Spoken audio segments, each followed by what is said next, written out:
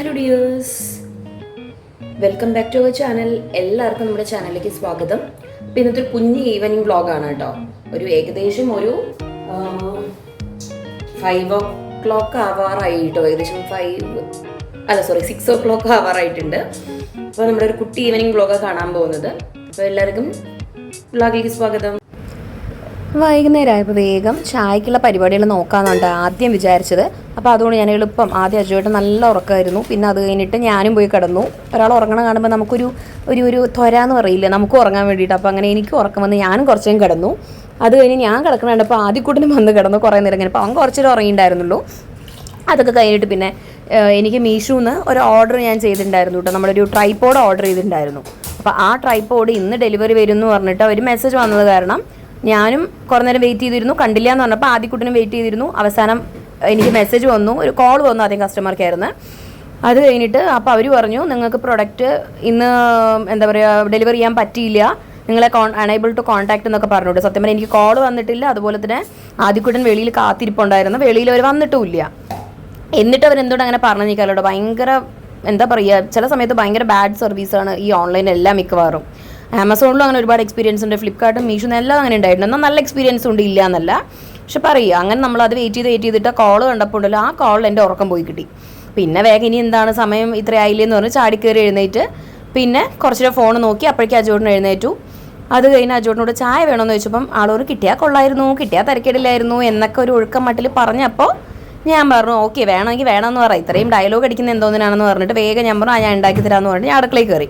അപ്പം അച്ഛനും മോനും എഴുന്നേറ്റ് അവർ ഭയങ്കര സ്നേഹിക്കലും ഫോണിൽ കളിയും ഒക്കെയാണ് രണ്ടുപേരും കൂടെ. അപ്പം ഞാൻ വേഗം അടുക്കളയിൽ വന്നു. എനിക്ക് ഒരുപാട് പണികൾ ബാക്കി ഉണ്ടായിരുന്നതുകൊണ്ട് തന്നെ ഞാൻ വേഗം അടുക്കളയിൽ വന്നു കേട്ടോ. അടുക്കളയിൽ വന്നിട്ട് വേഗം ആദ്യം ചായ ഉണ്ടാക്കി. ചായക്ക് അടുപ്പത്ത് വെള്ളവും പാലൊക്കെ ഞാൻ സമാസം എടുക്കും ചില സമയങ്ങളിൽ. ഇപ്പം ഞങ്ങൾ വാങ്ങിക്കുന്നത് നമ്മൾ ടീ സ്പെഷ്യൽ എന്ന് പറഞ്ഞാൽ കുറച്ച് കട്ടിയുള്ള പാലാണ്.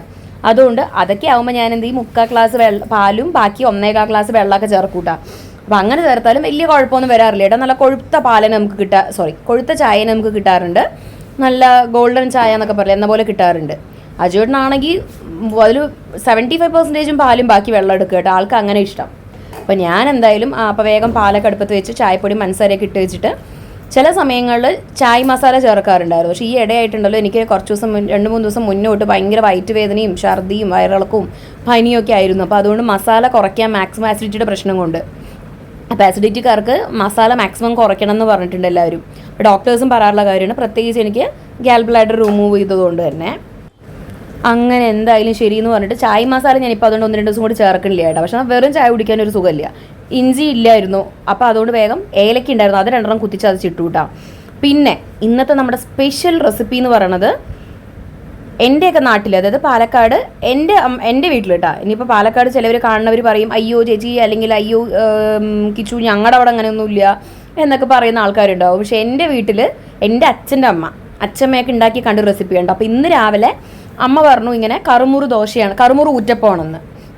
അപ്പോൾ അതായത് ഊറ്റപ്പം എന്ന് വെച്ചാൽ നിങ്ങളുടെ നാട്ടിലൊക്കെ ഉണ്ടോ എന്ന് എനിക്കറിയില്ല. അതായത് നമ്മൾ ദോശ കുറച്ച് കട്ടിക്കായിരിക്കും, ദോശയ്ക്ക് പകരം നമ്മൾ കട്ടിയായിട്ട് ഊത്തപ്പം പോലെ ഉണ്ടാക്കും. അതാണ് കറുമുറു ദോശ എന്ന് പറഞ്ഞു കഴിഞ്ഞാൽ. സത്യം പറഞ്ഞു കഴിഞ്ഞാൽ കറുമുറു ഊത്തപ്പം എന്നൊക്കെ പറയാം. അപ്പോൾ അമ്മ അത് പറഞ്ഞു കേട്ടപ്പോൾ എനിക്കും വല്ലാത്ത കൊതി തോന്നി. എനിക്കും അത് കഴിക്കണമെന്ന് ഭയങ്കര ആഗ്രഹമായിട്ടാവും. ചില സമയങ്ങളിൽ എനിക്ക് അങ്ങനെയാണ്, എന്തെങ്കിലും ഒന്ന് കേട്ട് കഴിഞ്ഞാൽ പിന്നെ അത് കഴിക്കാൻ ഭയങ്കര എക്സൈറ്റ്മെൻ്റ് ആണ്. ആ സമയത്ത് നമ്മൾ ഉണ്ടാക്കി കഴിച്ചാൽ ഓക്കെ. അത് കഴിഞ്ഞ് പിന്നെ ഡിലേ ആയി കഴിഞ്ഞാണ്ടല്ലോ പിന്നെ ഒട്ടും നമുക്ക് ഒരു താല്പര്യം ഇല്ലാത്തൊരവസ്ഥയായി പോകും.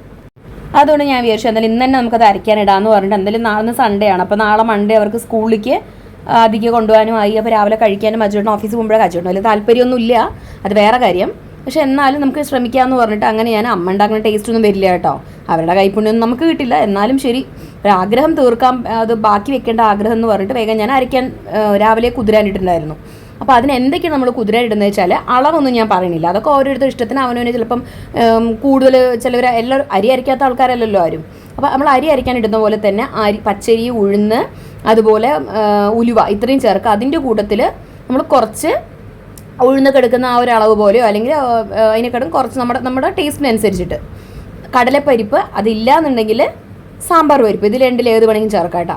അപ്പോൾ അതും കൂടെ ചേർത്തിട്ട് കുതിരാൻ വെക്കുക. എന്നിട്ട് നമ്മൾ എപ്പം മാവ് അരയ്ക്കുന്നോ അരി അരയ്ക്കുന്നോ അതുപോലെ തന്നെ നമ്മൾ അരച്ചെടുക്കുക. അതുപോലെ തന്നെ അതേപോലെ വെച്ചിട്ട് നമ്മൾ അരച്ചെടുക്കുക.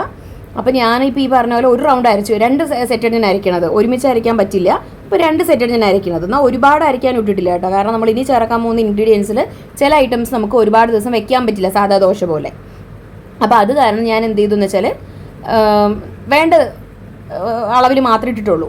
അപ്പോൾ അതുകൊണ്ട് ഞാൻ ഈ ഒരു പാത്രത്തിൽ, അതായത് ആദ്യം ഞാനൊരു പാത്രത്തിനകത്തിൽ കുതിരാനിട്ടുണ്ടായിരുന്നു. അപ്പോൾ ആ ഒരു പാത്രം എന്തായാലും നമ്മൾ വെളിയിലുണ്ട്. സത്യം പറഞ്ഞാൽ എനിക്ക് ഭയങ്കര മടിയാണ് ഈ പാത്രം കഴുകുക, തുണി മടക്കി വയ്ക്കുക, ഇത്തരം സംഭവങ്ങളൊക്കെ. എന്നെപ്പോലത്തെ മടിച്ചുകൾ ആരെങ്കിലും ഉണ്ടെങ്കിൽ നിങ്ങളൊന്ന് കമൻറ്റ് ചെയ്യണേ.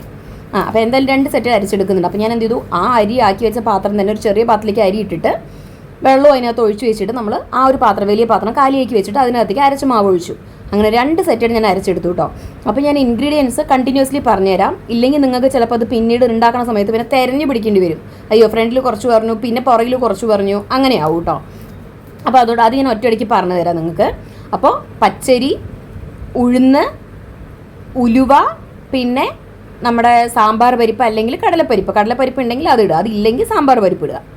അപ്പോൾ ഇത്ര ഐറ്റംസ് ഇട്ട് നമ്മൾ അരച്ചെടുത്ത ശേഷം പച്ചമുളക്, അത് നമ്മുടെ ആവശ്യത്തിനുള്ള എരിക്കനുസരിച്ച് ചേർക്കുക. മല്ലിയില എപ്പോഴും ശ്രദ്ധിക്കുക, തണ്ട് കളഞ്ഞെടുക്കാം. കാരണം നമുക്ക് അരക്കുകയല്ല വേണ്ടത്, ചതക്കുകയാണ് വേണ്ടത്. അതുകൊണ്ട് പ്രത്യേകിച്ച് ശ്രദ്ധിക്കുക. മല്ലിയില, പച്ചമുളക് നമ്മൾ ചതയ്ക്കാനിടുന്ന സമയത്ത് നമുക്ക് മിക്സിയിലാണെങ്കിൽ കഷ്ണങ്ങളാക്കി മുറിച്ചിട്ടിട്ട് ചതച്ചാൽ മതി. ഇല്ലെങ്കിൽ ചിലപ്പോൾ അത് ചതയില്ല. അതല്ല നമ്മുടെ അരകല്ലിലോ അമ്മിക്കല്ലിലൊക്കെ ചതയ്ക്കുന്നവരാണെങ്കിൽ കുഴപ്പമില്ല. പിന്നെ അപ്പോൾ ഈ 2 ഇൻഗ്രീഡിയൻറ്റ്, മല്ലിയില, പച്ചമുളക്, അതുപോലെ കരിവേപ്പില, നല്ല ഫ്രഷ് കരിവേപ്പില ഉണ്ടെങ്കിൽ അത് ഇടുക കേട്ടോ. എൻ്റെ അടുത്ത് കുറച്ച് ഉണങ്ങിയ കരിവേപ്പിലായിരുന്നു. അപ്പോൾ അതെങ്കിൽ അത് ഒരു ഫ്ലേവറിന് വേണ്ടിയിട്ട് നമ്മൾ ചേർക്കുന്നതുകൊണ്ട് തന്നെ നല്ല ഫ്രഷ് ആയിട്ടുള്ള കരിവേപ്പില ഉണ്ടെങ്കിൽ അത് ചേർത്ത് കൊടുക്കുക. പ്ലസ് കൊച്ചുള്ളി, ഒരു 5-6 കൊച്ചുള്ളി ഒരു ടേസ്റ്റിന് വേണ്ടിയിട്ട് അത്രയും ചേർത്തിട്ട് ചതച്ച് കൊടുക്കുക. ഒരിക്കലും ഞാൻ വീണ്ടും എടുത്ത് പറയണം, ഒരിക്കലും അരയ്ക്കരുത് കേട്ടോ. ചതയ്ക്കാനേ പാടുള്ളൂ, അരയ്ക്കാൻ പാടില്ല. അപ്പോൾ ചതച്ചിട്ട് ഇതിൽ ചേർത്ത് കൊടുക്കുക. എന്നിട്ട് ചേർത്തിട്ട് നമ്മൾ ഒന്നല്ലെങ്കിൽ ഉപ്പിപ്പത്തനിട്ട് ഇളക്കി വെക്കുക, അല്ലെങ്കിൽ നിങ്ങൾ പിറ്റേ ദിവസം രാവിലെ എടുക്കുന്ന സമയത്ത് ഉപ്പിട്ട് അരച്ചാലും മതി. പിന്നെ മറ്റുള്ള സാധനങ്ങൾ നമ്മൾ മറ്റുള്ള ദോശയ്ക്ക് പുളിക്കാൻ വെക്കണ പോലെ നമ്മൾ വെളിയിൽ വെച്ചത് പുളിപ്പിക്കരുത്. പുളിപ്പിച്ച് കഴിഞ്ഞാൽ എന്താ സംഭവിക്കുകയെന്ന് വെച്ചാൽ ചിലപ്പോൾ പുളിച്ച് പോയി കഴിഞ്ഞാൽ അതിൻ്റെ ഒരു ടേസ്റ്റ് നമുക്ക് അറിയില്ല. പിന്നെ ഉള്ളിയെ കിട്ടുക കാരണം എളുപ്പം പുളിക്കാനും നല്ലോണം ചീത്തയാവാനുള്ള ചാൻസ് കൂടുതലാണ്. അപ്പോൾ നമ്മളൊരു 1-2 മണിക്കൂർ വേണമെങ്കിൽ വെളിയിൽ വെക്കുക, ഒന്ന് സെറ്റ് ആവാൻ എല്ലാം ഒന്ന് പിടിക്കാൻ വേണ്ടിയിട്ട്. എന്നിട്ട് നമ്മൾ ഉപ്പിട്ടിട്ടോ അല്ലെങ്കിൽ പിറ്റേ ദിവസം ഉപ്പിടാൻ വേണ്ടി ബാക്കി വെച്ചിട്ട് നമ്മൾ നന്നായി കൈ കൊണ്ട് ഇളക്കിയിട്ട് 2 മണിക്കൂർ വെളിയിൽ വെച്ചിട്ട് നമ്മളെടുത്ത് ഫ്രിഡ്ജിൽ വെക്കുക. എന്നിട്ട് രാവിലെ നമ്മൾ ഉപയോഗിക്കുന്നതിൻ്റെ ഒരു അരമണിക്കൂർ മുന്നേ അങ്ങനെ എടുത്ത് വെളിയിൽ വെച്ചിട്ട് നമുക്ക് നല്ലോണം നല്ലെണ്ണയൊക്കെ, നല്ല ശുദ്ധമായ നല്ലെണ്ണ കിട്ടുന്ന സ്ഥലങ്ങളുണ്ടാവുമല്ലോ, ചക്കുന്ന കാട്ടുന്ന സ്ഥലത്ത് നിന്ന് കിട്ടുന്നതൊക്കെ, അതൊക്കെ നമുക്ക് വിശ്വസിച്ച് വാങ്ങിച്ച് ഉപയോഗിക്കാമല്ലോ. ശരീരത്തിന് നല്ലതാണല്ലോ നല്ലെണ്ണ. അല്ലാതെ ഈ പറഞ്ഞ പോലെ ബോട്ടിൽ വരുന്നതൊക്കെ ആയതുകൊണ്ട് തന്നെ ഞാൻ മാക്സിമം അച്ചാറുകളിലൊക്കെ വല്ലപ്പോഴും ഉപയോഗിക്കാൻ നല്ലെണ്ണ അങ്ങനെ കൂടുതൽ യൂസ് ചെയ്യാറില്ല. ഞാൻ എന്താ വെച്ചാൽ എന്തൊക്കെയോ മൃഗക്കൊഴുപ്പ് എന്തൊക്കെയോ മിക്സ് ഇങ്ങനെ ചേർക്കേണ്ടതൊക്കെ ഞാൻ പറഞ്ഞു കേട്ടപ്പോൾ എനിക്കൊരു പേടി മനസ്സിലായി. പിന്നെ ഞാനത് യൂസ് ചെയ്യാറില്ല. അപ്പോൾ നല്ല ശുദ്ധമായ നല്ലെണ്ണ നിങ്ങൾക്ക് കിട്ടുകയാണെങ്കിൽ നല്ല ശുദ്ധമായ നല്ലെണ്ണയൊക്കെ ഒഴിച്ചിട്ട് ഇങ്ങനെ മുരിച്ചെടുത്താണ്ടല്ലോ, അതായത് നൈസായിട്ടല്ല കട്ടിക്കാണ് പരത്തിയെടുക്കേണ്ടത്. അത് ഞാൻ നെക്സ്റ്റ് ഒരു വ്ളോഗ് ഞാൻ അപ്ലോഡ് ചെയ്യുന്ന സമയത്ത്, അതായത് ഇതിൻ്റെ ബാക്കി പിറ്റേ ദിവസത്തെ വ്ളോഗ് ഞാൻ അപ്ലോഡ് ചെയ്യാം കേട്ടോ, ഒരു ദിവസം എടുത്തിട്ട്. അപ്പോൾ അത് ഉണ്ടാക്കുന്ന സമയത്ത് എടുത്ത് ഞാൻ അപ്ലോഡ് ചെയ്യാം കേട്ടോ. ഒന്നാലും ഈ ഷോർട്സിൽ അല്ലാന്നുണ്ടെങ്കിൽ ലോങ് വീഡിയോ ആയിട്ട് ഞാൻ അപ്ലോഡ് ചെയ്യാം. അപ്പോൾ നിങ്ങൾക്ക് മനസ്സിലാവും. അപ്പോൾ അങ്ങനെ നമ്മൾ നല്ലോണം എണ്ണയൊക്കെ ഒഴിച്ചിട്ട് ഉണ്ടാക്കിയിട്ടുണ്ടല്ലോ, നല്ല അടിപൊളി ടേസ്റ്റാണ്. ഇതിപ്പോൾ ഇതിൻ്റെ കൂടെ നമുക്ക് ഒന്നും ഇല്ലാണ്ട് നമുക്ക് വെറുതെ തിന്നാം, പഞ്ചസാര മുക്കി തിന്നാം, ഇഡ്ഡലിപ്പൊടി ചമ്മന്തിപ്പൊടിയുടെ കൂടെ കഴിക്കുക. അതല്ല സാമ്പാർ അങ്ങനെ കറികളുടെ ഒന്നും ആവശ്യമില്ല. നമുക്ക് ഒന്നല്ലെങ്കിൽ മുളക് ചമ്മന്തി, അതല്ല എന്നുണ്ടെങ്കിൽ തേങ്ങാ ചമ്മന്തി, ഏതെങ്കിലും അതായത് എന്തെങ്കിലും ഒന്ന് വേണം നിർബന്ധമുള്ളവർക്ക് അങ്ങനെ എന്തെങ്കിലും കൂട്ടി കഴിക്കണം. നല്ല അടിപൊളി ടേസ്റ്റാണ്. ഇതൊക്കെ ഉണ്ടാക്കുമ്പോൾ ഉണ്ടല്ലോ, എൻ്റെ മനസ്സിൽ എനിക്ക് ഓർമ്മ വരണമെന്ന് വെച്ചാൽ എൻ്റെ അച്ഛമ്മ ജീവിച്ചിട്ടുണ്ടായിരുന്ന കാലത്ത് അച്ഛമ്മയും അതുപോലെ അച്ഛൻ്റെ പെങ്ങളും അവർ 2 പേരും ഈ പറഞ്ഞ പോലെ സീരിയലിനോട് ഭയങ്കര അഡിക്റ്റഡ് ആൾക്കാരായിരുന്നു. സ്ഥിരം അവരൊരു 6 മണിയൊക്കെ ആകുമ്പോൾ ടിവിയുടെ അടിയിൽ ഇരുന്ന ഒരു 10-10:30 വരെ ആ ടിവിയുടെ അടിയിൽ കണ്ടിന്യൂസ്ലി ആയിട്ട് ഇരിക്കുന്ന ആൾക്കാരാണ്. അപ്പോൾ ആ സമയങ്ങളിൽ അവർ ഈ പറഞ്ഞ പോലെ 7 മണിയാകുമ്പോൾ അവരുടെ സ്ഥിരമാണ് കേട്ടോ. വൈകുന്നേരത്ത് ഒരു 4 മണി 3:30-4 മണിക്ക് ഒരു ചായ കൂടി കഴിയും അവരുടെ. പിന്നെ ആ ഒരു വൈകുന്നേരം ഒരു 7 മണി എന്ന് പറഞ്ഞാൽ എൻ്റെ അറിയിലൊരു 6-7 മണി ആ ഒരു ടൈമാണ് കേട്ടോ എൻ്റെ ഒരു ഓർമ്മയിൽ. എന്താ വെച്ചാൽ അന്ന് ഞാനൊരു 5-ലോ 6-ലോ പഠിക്കണേ ഉണ്ടായിരുന്നുള്ളൂ. അപ്പോൾ ആ സമയത്ത് അവർക്ക് സ്ഥിരം ഒരു കാപ്പി കൂടി ഉണ്ടായിരുന്നു വൈകുന്നേരം ആ സമയത്ത്. അപ്പോൾ ആ കാപ്പിക്ക് എന്ന് വെച്ചാൽ വെറും കാപ്പി പോരാ അവർക്ക്, അതിൻ്റെ കൂടെ എന്തെങ്കിലും ഒരു പലഹാരം വേണം. അതായത് നമ്മൾ ഈ ദോശ ഇഡ്ഡലി അങ്ങനത്തെ രാവിലത്തെ ബ്രേക്ക്ഫാസ്റ്റ് അല്ലെങ്കിൽ രാത്രി ഡിന്നർ നമ്മൾ ഇങ്ങനെ എന്താ പറയുക ചോറല്ലാണ്ട് കഴിക്കുന്ന സംഭവത്തിന് പൊതുവെ നമ്മൾ പലഹാരം എന്നാണ് ഞങ്ങളുടെ അവിടെയൊക്കെ പറയുക. അപ്പോൾ അവർക്ക് എന്തെങ്കിലും ഒരു പലഹാരം വേണം. അപ്പോൾ അതിനാണ് അവർ കൂടുതലും ഇങ്ങനത്തെ ഈ ദോശ, ഈ കറുമുറ് ദോശ, അതുപോലെ തന്നെ ഈ മസാലകൾക്ക് പകരം മുളക് പൊടി ഇട്ടിട്ട് അരയ്ക്കണം ഞാൻ കണ്ടിട്ടുണ്ട്. ഉള്ളി മുളക് പൊടിയൊക്കെ ഇട്ട് അരയ്ക്കണം കണ്ടിട്ടുണ്ട്. അതുപോലെ അവർ പിന്നെ അരച്ച അപ്പത്തിന് ഉണ്ടാക്കുകയും ചെയ്യും കേട്ടോ, അല്ലാണ്ട് കുറേ നേരം വെക്കുകയൊന്നുമില്ല. ഈ 1 മണിക്കൂറോ 2 മണിക്കൂറോ വെച്ചിട്ട് അപ്പത്തിന് അവർ ഉണ്ടാക്കും. അല്ലാന്നുണ്ടെങ്കിൽ ഈ അരിയിൽ അരച്ചിട്ട് അത് നല്ല കട്ടിക്ക് അരച്ചിട്ട് അതിൽ ഈ ശർക്കരയൊക്കെ ഒഴിച്ചിട്ട് അല്ലെങ്കിൽ ചീകി ഇട്ടിട്ടൊക്കെ നല്ല മധുരമുള്ള ദോശ, ഇതൊക്കെ അവർ സ്ഥിരം കുറച്ച് ഐറ്റംസ് ആയിരുന്നു കേട്ടോ. ഞാൻ നോക്കട്ടെ, ദൈവം സഹായിച്ച് നമുക്ക് ഓരോ വീഡിയോകളിലും ഞാൻ ഓരോ ലോങ് വീഡിയോസിനകത്ത് മാക്സിമം ഞാൻ ഇതിൻ്റെയൊക്കെ റെസിപ്പീസ് ഇൻക്ലൂഡ് ചെയ്യാം കേട്ടോ. മാക്സിമം ഞാൻ ശ്രമിക്കാം. അതായത് അച്ഛമ്മയുടെ ആ ഒരു പഴമയുടെ ഒരു തനിമ നിലനിർത്തുന്ന കുറച്ച് റെസിപ്പികളുണ്ട്. അപ്പോൾ എനിക്ക് അറിയുന്നിടത്തോളം കുറച്ച് ഐറ്റംസൊക്കെ ഞാൻ ഇൻക്ലൂഡ് ചെയ്യാൻ ശ്രമിക്കാം കേട്ടോ. അദ്ദേഹം സഹായിച്ച ഓരോരോ വീഡിയോകളിൽ ഇൻക്ലൂഡ് ചെയ്യാൻ ശ്രമിക്കാം. അപ്പോൾ അതിന് ഇട്ടൊരു പേരുണ്ട്, എന്താണെന്നറിയോ? കേട്ടാൽ ചിലപ്പോൾ നിങ്ങൾക്ക് ചിരി വരും. ഞാൻ പണ്ട് കുറേ ചിരിച്ചിട്ടുള്ള കേട്ടോ ആ ഒരു പേര് കേട്ടിട്ട്. അതായത് ആ ഒരു സമയത്ത് അവർ ആ ചായ കുടിക്കുന്ന സമയത്ത് അവർ കാണുന്ന ഒരു സീരിയൽ ഉണ്ടായിരുന്നു, മായമ്മ എന്നാണ് ആ സീരിയലിൻ്റെ പേര്. അപ്പോൾ 1990s കിഡ്സൊക്കെ ആണെന്നുണ്ടെങ്കിൽ അങ്ങനെയുള്ളവർക്ക് അവർ പഠിക്കുന്ന കാലത്ത് ചിലപ്പോൾ ഇപ്പോൾ എൻ്റെ അച്ഛമ്മയൊക്കെ കൂട്ട് സീരിയൽ അഡിക്ഷൻസ് ഉള്ള ആൾക്കാർ ഉണ്ട് വീട്ടിലുണ്ടെന്നുണ്ടെങ്കിൽ അവർ കണ്ടു കാണും. അവർ ചിലപ്പം അവർക്ക് റിലേറ്റ് ചെയ്യാൻ പറ്റുന്നൊരു സംഭവമായിരിക്കും. അപ്പോൾ ആ ഒരു സീരിയൽ അറിയുമായിരിക്കും അവർക്കൊക്കെ. അപ്പോൾ ആ ഒരു സീരിയലിൻ്റെ ടൈമിലാണ് കറക്റ്റ് ഇവർ കഴിക്കുന്ന ആ ഒരു ടൈം എന്ന് പറയുന്നത്. അവരുടെ അലാറം വെച്ച പോലെയാണ് അവർക്ക്. അപ്പോൾ അതുകൊണ്ട് അതിന് ഞാനിട്ട പേര് അല്ലെങ്കിൽ അവരിട്ട പേര് എന്നൊക്കെ പറയാം. അപ്പോൾ മായമ്മ പലഹാരം എന്നാണ് ആ ഒരു സീരിയലിനായിട്ട് റിലേറ്റ് ചെയ്തിട്ട് നമ്മൾ ആ പലഹാരങ്ങൾക്ക് ഇട്ട പേരിടാം.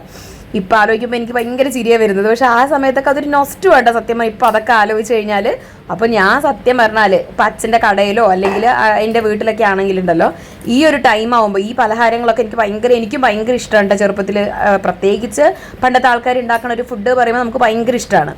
അപ്പം നമുക്ക് നമ്മുടെ വീട്ടിലത്തെ ആൾക്കാർ ഉണ്ടാക്കുന്നത് ഇപ്പം അമ്മയൊക്കെ ഉണ്ടാക്കുന്ന ഫുഡ് എന്ന് പറഞ്ഞാൽ ആ സമയത്ത് ആ ഒരു ലെവലായിരുന്നു.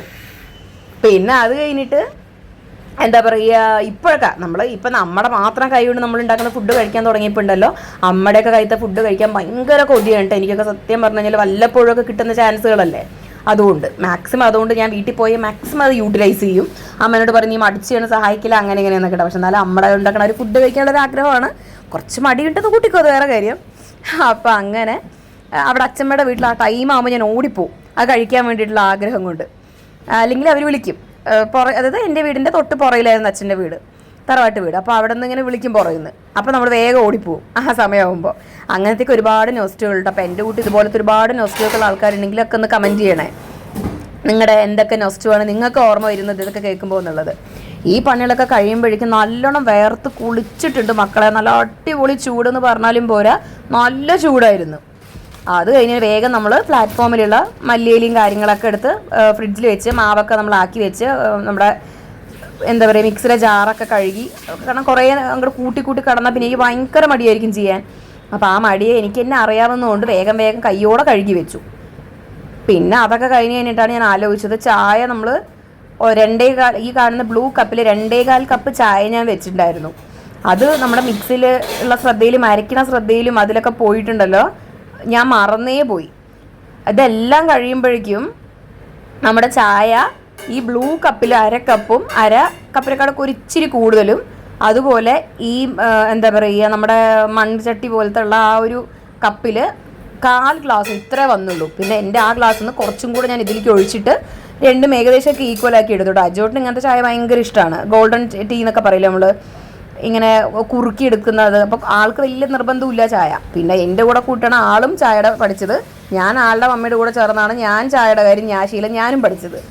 അപ്പം എന്തായാലും ശരി. അപ്പം ആൾക്ക് കുടിക്കുകയാണെങ്കിലും ചെറിയ അളവേ വേണ്ടൂ, പക്ഷെ നല്ലോണം ഗോൾഡൻ ആയിട്ടുള്ള നല്ല കടുപ്പമുള്ള നല്ല മധുരമുള്ള ഗോൾഡൻ ആയിട്ടുള്ള ചായ വേണം. അങ്ങനെയാണ് ആൾക്ക്. അപ്പോൾ വേഗം ഞാൻ അതൊക്കെ ഗ്ലാസ്സിലേക്ക് ഒഴിച്ചിട്ട് കയ്യോടെ തന്നെ നമ്മുടെ ചായപാത്രം സ്റ്റീലിൻ്റെ ആയതുകൊണ്ട് അതിൽ ഇങ്ങനെ കറ പിടിച്ച് കഴിഞ്ഞാൽ ഭയങ്കര പാടാണ് പോകാൻ. അപ്പോൾ ഞാൻ എന്ത് ചെയ്യും, കയ്യോടെ വെള്ളം ഒഴിച്ചിട്ട് കഴിഞ്ഞിട്ട് കുറച്ച് സമയം കഴിയുമ്പോഴേക്കും ഞാൻ വേഗം അത് അരിച്ചെടുക്കുകയും ചെയ്യും. അരിപ്പയൊക്കെ നമ്മൾ കഴുകി വൃത്തിയാക്കി വെള്ളമൊക്കെ ഒഴിച്ചിട്ട് അരിപ്പ മാറ്റി വയ്ക്കും. ചായ ചെണ്ടി നമ്മൾ വേറെ കവറിലിട്ട് വെക്കാൻ വേണ്ടിയിട്ട്, അത് ഡ്രൈ ആവാൻ വേണ്ടിയിട്ട്.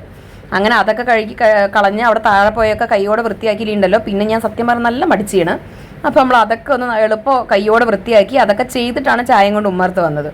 കുറേ വിളിച്ചിട്ടാണ് അച്ഛനും മോനും ചായ കുടിക്കാൻ വന്നത്. ആദ്യം പിന്നെ വേണ്ട പറഞ്ഞാൽ വൈകുന്നേരം കഴിക്കാറില്ല, അങ്ങനെ കുടിക്കാറില്ല ചായ. അപ്പോൾ ഇവരൊക്കെ രാവിലെ ഇവർക്ക് ടോസ്റ്റ് മസ്റ്റാണ്, അച്ഛനും മോനും ചായയും ടോസ്റ്റും. പക്ഷേ ഞാൻ രാവിലെ ടോസ്റ്റ് കഴിക്കില്ല, എനിക്ക് ചായ അതാണ് നിർബന്ധം. വൈകുന്നേരം ആയപ്പോൾ ഞങ്ങൾ കുറച്ച് കഥയൊക്കെ പറഞ്ഞ് ചായയും ടോസ്റ്റൊക്കെ കഴിച്ച് ഇങ്ങനെ ഇരുന്നു. അങ്ങനെ നമ്മൾ സമയം പോയതേ അറിഞ്ഞില്ല. പിന്നെ അതിനിടയ്ക്ക് കുറച്ച് പണികളൊക്കെ ഉണ്ടായിരുന്നു കേട്ടോ. തുണി ഉണങ്ങാനിടാനുണ്ടായിരുന്നു, അങ്ങനെ കുറച്ച് അല്ലറ ചില്ലറ പണികളുണ്ടായിരുന്നു. പക്ഷെ അതൊന്നും നമ്മൾ വീഡിയോയിൽ ഇൻക്ലൂഡ് ചെയ്തിട്ടില്ല. എന്താ വെച്ചാൽ ഇത്രയും വീഡിയോ എടുക്കുമ്പോഴേക്കുണ്ടല്ലോ, ഒന്നാമത് ടെമ്പറേച്ചർ ഭയങ്കര കൂടുതലാണ്, ചൂട്.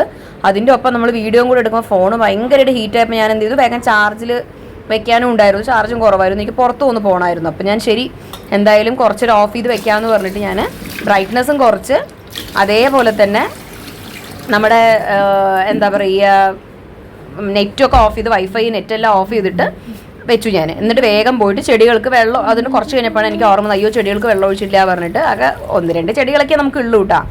അപ്പോൾ നമ്മൾ വേഗം പോയിട്ട്, ഞാൻ ലൈറ്റ് ഇടാൻ മറന്നുപോയി ബാൽക്കണിയുടെ, അതാണ് നിങ്ങൾക്ക് ഇത്ര ഇരുട്ട് ഫീൽ ചെയ്യണത്. വേഗം ഓടിപ്പോയിട്ട് ഞാൻ ബാൽക്കണിയിൽ പോയിട്ട് ചെടിയിൽ വെള്ളമൊക്കെ ഒഴിച്ചിട്ട്. അപ്പോൾ ഇന്നത്തെ ഈവനിങ്ങിൻ്റെ ഏകദേശമൊക്കെ സെറ്റ് ആയിട്ടുണ്ട് കേട്ടോ. ഇത്രയൊക്കെ ഉള്ളൂ നമ്മുടെ ഈവനിങ്. ഹലോ ഡിയേഴ്സ്, അപ്പോൾ ഇത്രയൊക്കെയാണ് നമ്മുടെ ഇന്നത്തെ ഈവനിങ് വ്ളോഗ് എന്ന് പറയുന്നത്. എല്ലാവർക്കും ഇഷ്ടമായിക്കാണെന്ന് വിചാരിക്കുന്നു. ഇഷ്ടമായി കഴിഞ്ഞാൽ തീർച്ചയായിട്ടും ലൈക്ക് ചെയ്യാനും ഷെയർ ചെയ്യാനും കമൻറ്റ് ചെയ്യാനും സബ്സ്ക്രൈബ് ചെയ്യാനും മറന്നു പോരുത്. അപ്പോൾ അടുത്ത വീഡിയോ കാണുന്നതായിരിക്കും. Bye, see U.